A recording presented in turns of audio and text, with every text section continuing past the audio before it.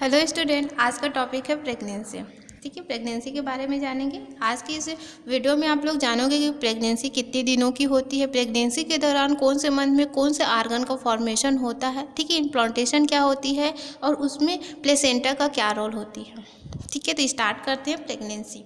ठीक है, इससे पहले आपको मैं स्पर्म और ओवा का फॉर्मेशन कैसे होता है ये बता चुकी हूँ। अगर आप नहीं पढ़े हो तो एक बार फिर से वीडियो देख लीजिएगा कि स्पर्मेटोजेनेसिस से स्पर्म का फॉर्मेशन कैसे हो रहा है और ooजेनेसिस के द्वारा ओवा का फॉर्मेशन कैसे होता है। जब स्पर्म और ओवा दोनों का फॉर्मेशन होते हैं, ये दोनों कैसे रहते हैं, हैप्लॉइड रहते हैं। ठीक है, अगुणित रहते हैं, मतलब दोनों में क्रोमोसोम की संख्या कैसे रहती है, आधी रहती है। जब ये दोनों आपस में क्या हो जाते हैं, फ्यूज्ड होते हैं। ठीक है, जब दोनों आपस में फ्यूज्ड होते हैं तो क्या बना लेते हैं, जायगोट बना। जब ये दोनों आपस में फ्यूज्ड होते हैं तो दोनों के न्यूक्लियस आपस में क्या होंगे, दोनों के न्यूक्लियस आपस में फ्यूज्ड हो जाएंगे, तब उसे क्या कहेंगे, फर्टिलाइजेशन कहेंगे। ठीक है, क्या कह रहे हैं, फर्टिलाइजेशन कह रहे हैं। हम देखते हैं कि प्रेगनेंसी किसे कहेंगे। ठीक है, फर्टिलाइजेशन तो होगी, अब देखेंगे प्रेगनेंसी किसे कहेंगे। तो फर्टिलाइजेशन से चाइल्ड बर्थ तक की जो प्रोसेस होती है, ठीक है, किसे, फर्टिलाइजेशन के बाद चाइल्ड के जो बर्थ है, बच्चे का जन्म से जो पहले की अवस्था है, उस अवस्था को क्या कहा जाता है, प्रेगनेंसी कहा जाता है। ठीक है, किसे प्रेगनेंसी कहा जा रहा है, फर्टिलाइजेशन से चाइल्ड बर्थ की जो प्रोसेस है उसे क्या कहेंगे, प्रेगनेंसी। लेकिन चाइल्ड बर्थ की जो प्रोसेस होती है वो अलग होती है। ठीक है, इसे हम इसका एक अलग ही टॉपिक पढ़ेंगे कि चाइल्ड का बर्थ कैसे होता है, उसका एक और अलग वीडियो बनाऊंगे, उसमें पढ़ेंगे। तो यहाँ पर चाइल्ड बर्थ से पहले की प्रोसेस है। ठीक है, तो फर्टिलाइजेशन से चाइल्ड बर्थ की जो पहले की प्रोसेस है उसे क्या कहेंगे, प्रेगनेंसी कहा जाता है। ठीक है, ये प्रेगनेंसी कितने दिन, अगर महीने में देखा जाए या मंथ की बात किया जाए तो कितने 9th मंथ तक होती है। ठीक है, 9th मंथ तक होती है, या कभी कभी यही 9th क्या 10th भी हो जाती है।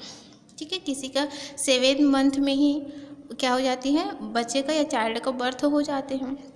देखते हैं कि प्रेगनेंसी मुख्य रूप से कितने मंथ की होती है, तो 9 मंथ की रहती है। अगर डे में बात किया जाए तो 280 डेज होती हैं। ठीक है, ये प्रेगनेंसी है वो कितने दिनों की रहती है, तो 280 दिनों की रहती है। अगर वीक की बात किया जाए तो कितने कितने वीक की रहेंगी, ये रहेंगी, ठीक है, 40।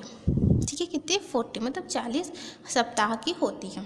आगे देखते हैं कि इसमें चाइल्ड बर्थ की वजह कैसे इसमें फर्टिलाइजेशन कहाँ से प्रारंभ हो रही है और कैसे इसमें इम्प्लांटेशन होता है वो समझते हैं। ठीक है, तो अभी क्या समझ रहे हैं हम लोग, इम्प्लांटेशन समझ रहे हैं। इम्प्लांटेशन कहने का मतलब रोपण।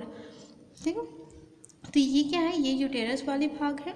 ठीक है, जिसे गर्भाशय कहते हैं। ये कौन से भाग है, यह ओवरी। ठीक है, ओवरी में किसका फॉर्मेशन होता है, ओवा का फॉर्मेशन होता है। ये ओवा है, जब ओवरी से बाहर आती है तब इसे कहा जाता है ओवुलेशन। जब ओवुलेशन होने के बाद ये एक कहाँ पर आ जाएंगे, एक आ जाती है ओविडक्ट में। इस ओविडक्ट में फिर क्या आती है, स्पर्म आते हैं और ये स्पर्म चारों ओर से इस ओवा को चारों ओर से घेर लेती है। घेरने के बाद क्या होती है, कोई भी एक स्पर्म है वो अंदर इंटर कर पाती है। जब वो इंटर करती है तब क्या हो जाती है, वहाँ पर जैगोट बन जाती है। ठीक है, तो जैगोट बने तो वो प्रोसेस क्या कहलाएंगे, फर्टिलाइजेशन कहलाएंगे। जैसे फर्टिलाइजेशन होगा उसके बाद कुछ टाइम से क्या होने लग जाता है, उसमें सेल का डिवीजन प्रारंभ हो जाती है। ठीक है, जैसे यहाँ पर 2 सेल है, फर्स्ट डे में कितने 2 सेल बन जाती है। तो सेल है, एक सेल से कितने हुआ 2 सेल हो रही है। यहाँ पर विभाजन हो रही है। यहाँ पर जो विभाजन या डिवीजन है वो कौन सी डिवीजन होती है, माइटोसिस डिवीजन होती है। मतलब यहाँ पर समसूत्री विभाजन है वो प्रारंभ हो जाती है। ठीक है, अब समसूत्री विभाजन होती है तो यहाँ पर 2 से फिर 4, 4 से फिर कितने हो जाएंगे 8, 8 से फिर हो जाएंगे 16। इस तरह से क्या होते हैं, सेल का फॉर्मेशन प्रारंभ हो जाता है। तो जब यहाँ पर 60 सेल हो जाते हैं, ठीक है 16, ठीक है कितनी 60 सेल होती है, तभी इस स्टेज को क्या कहा जाता है, मारूला स्टेज कहा जाता है। अगर हम एम्ब्रियो का डेवलपमेंट कैसे होता है, यहाँ पर तो केवल प्रेगनेंसी ही यहाँ पर डिस्कशन हो रहा है, तो यहाँ पर केवल उसी के बारे में बताऊंगी। लेकिन यहाँ पर भ्रूण का विकास कैसे हो रहा है, उसका डेवलप कैसे होता है, अगर आप इसे पढ़ना चाहते हैं तो आप BSc फर्स्ट ईयर में इसके लिए वीडियो डाला हुआ है, आप उसमें देख सकते हैं। ठीक है, तो चलिए यहाँ से फिर 3 डे में कितने सेल बन जाते हैं, यहाँ पर 16 सेल बन जाती है। फिर यही सेल फिर और आगे क्या होता है, सेल बनती ही जाती है और फिर कौन सी स्टेज आ जाती है, मारूला के बाद आ जाती है ब्लास्टुला स्टेज। ठीक है, 5 डे। उसके बाद फिर ब्लास्टुला स्टेज आने के बाद यही ब्लास्टुला, फिर यहाँ पर क्या पढ़े थे, यूटेरस। ठीक है, यूटेरस में ये क्या है, ये वाला जो पोर्शन है ये क्या है, इंडोमेट्रियम है। फिर इंडोमेट्रियम के अंदर में क्या है, मायोमेट्रियम। तो ये पूरा बनकर तैयार हो चुका था। ठीक है, मेंस्ट्रुअल साइकिल में पढ़े थे कि कैसे ये बनता है, कौन सा हार्मोन से बनता है। ठीक, तो ये एंडोमेट्रियम में क्या होती है, यही है, ये जो फीटस है, ठीक है, ये क्या है, ब्लास्टूला है। तो ये ब्लास्टूला क्या होंगे, धीरे धीरे यही एंडोमेट्रियम में क्या होने लगते हैं, धंसते जाते हैं। ठीक है, अंदर क्या होने लगते हैं, इनका इम्प्लांटेशन होने लगता है। तो ये जो इम्प्लांटेशन है वो निषेचन के बाद या फर्टिलाइजेशन के कितने डे में होने हैं, 7 से 8 डे में यहाँ पर इम्प्लांटेशन है वो स्टार्ट हो जाते हैं। ठीक है, अब यहाँ पर क्या हो रही है, बार बार डिवीजन हो रही है, तो डिवीजन के लिए तो एनर्जी चाहिए। तो ये तब तक क्या करती है, एनर्जी, तो ये जो एग में जो एनर्जी रहती है उस एनर्जी का यूज़ करती है। अब उसके बाद फिर एनर्जी नहीं रही, अब क्या करेगी वो प्लांट, ये जो इसमें क्या होंगे, इम्प्लांटेशन होंगे।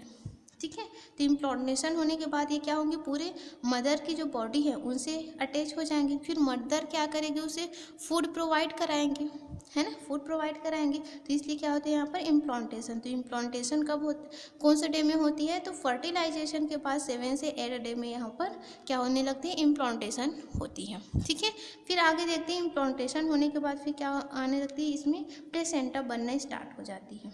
ठीक है, क्या बनती है, प्लेसेंटा। ये जो प्लेसेंटा है, ये मान, ये यूटेरस है, ठीक है, और ये यहाँ पर क्या हो रही है, इम्प्लांटेशन। तो ये इम्प्लांटेशन कुछ इस तरह से होती है। ठीक है, ये मान लीजिए ऐसा भ्रूण है ना, तो ये क्या है, इम्प्लांटेशन हो रही है। तो यहाँ पर क्या बनती है, प्लेसेंटा बनती है। ठीक है, क्या बनती है, प्लेसेंटा, जिसे हिंदी में अपरा भी कहा जाता है। ये प्लेसेंटा क्या करती है, ये मदर से पूर्ण रूप से अटैच है। ठीक है, तो मदर जो भी फूड ग्रहण कर रही है, ठीक है, जो भी भोजन ग्रहण कर रही है वो भोजन या न्यूट्रिशन है वो क्या फीटस को प्राप्त होने लग जाती है। ठीक है, बच्चे को प्राप्त होने लग जाते हैं। तो ये जो प्लेसेंटा है इसका क्या कार्य है ये देख लेते हैं। आगे मैं प्लेसेंटा के लिए भी एक वीडियो बनाऊंगी, एक लंबी लेक्चर है प्लेसेंटा। अभी यहाँ पर केवल उसके कार्य देखते हैं। प्लेसेंटा क्या करती है, फूड मटेरियल है या फिर गैस का एक्सचेंज है, इन सब में क्या करती है, हेल्प करती है। या फिर बाहर से क्या करते हैं, बच्चे का टीकाकरण भी कराया जाता है जब प्रेगनेंसी स्थिति में रहती है।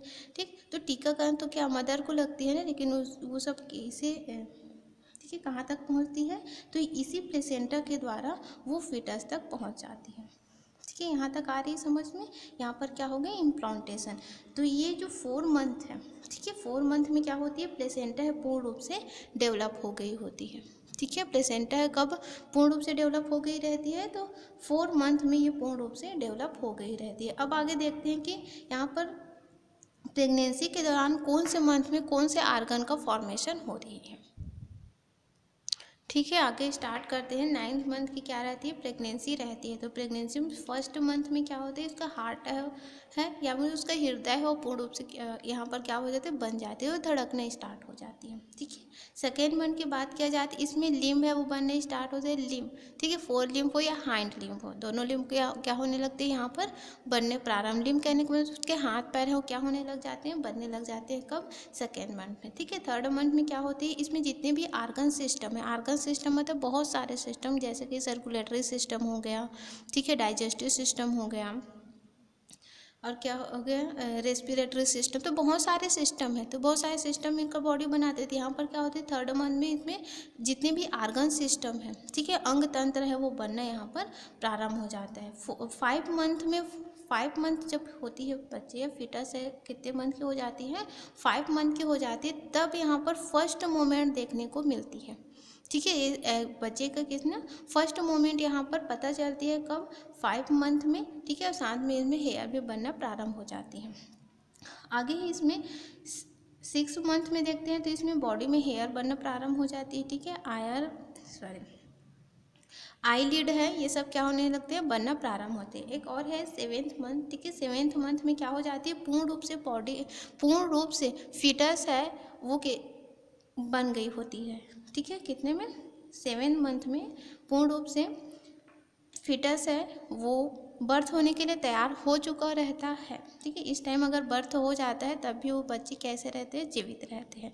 आगे जब 8 मंथ में आती है, तो 8 मंथ में क्या होता है, 8 मंथ में फेट है, ठीक, उसके बॉडी में क्या होती है, फेट है, वो उसका बनना या फिर जमना प्रारंभ होता है। इस वजह से अगर जिसमें 8 मंथ में यदि बच्चे का जन्म हो जाता है तो वो जीवित नहीं रह पाता। क्यों? क्योंकि यहाँ पर फैट का जमाव हो रहा होता है। उस टाइम अगर बच्चे का बर्थ हो जाता है तो उनमें जल्दी इन्फेक्शन हो जाती है, इसलिए क्या होते हैं 8 मंथ में बच्चे पैदा होते हैं तो वो क्या हो जाते हैं, मृत हो जाते हैं।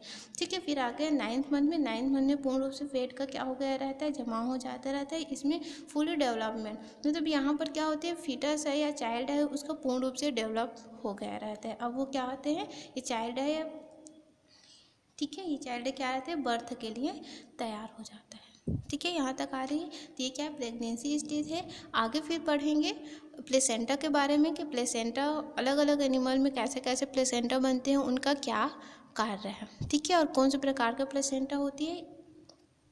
ठीक है, आज के लिए बस इतने। Thank you.